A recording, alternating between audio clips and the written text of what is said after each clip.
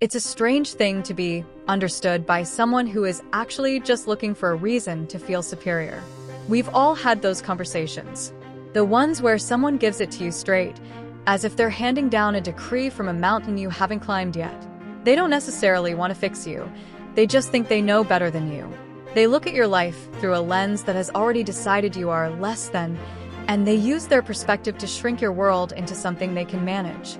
But today, I wanted to ask, who made them the final judge of your enoughness? There's a specific kind of certainty people carry when they believe their way of life is the only valid way to be successful.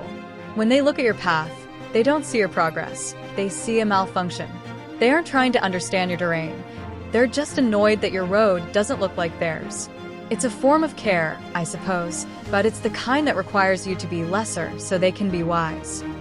It's a lens that doesn't magnify your potential. It only highlights your distance from them. They might tell you that you're idealizing a situation or that you aren't being realistic about the risks. And from their perspective, from the height they think they're standing on, they might even be right. But a life isn't lived on a map. You can know the statistics and still choose the dream. You can see the flaws and still choose the person. Their reality doesn't invalidate your experience. Why do we let the person who doesn't even like our music tell us how to dance? So, to the people who are certain they know better, thanks for the care in whatever form it takes. I'm grateful you're paying attention, but I have my own way of walking. Even if every red flag you point out is real, does it actually matter?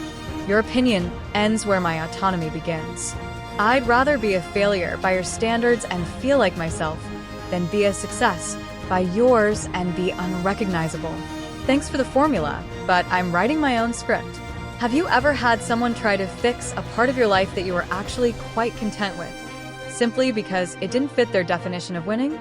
If you've learned how to trust your own eyes over their lens, I'd love to read about that shift in the comments.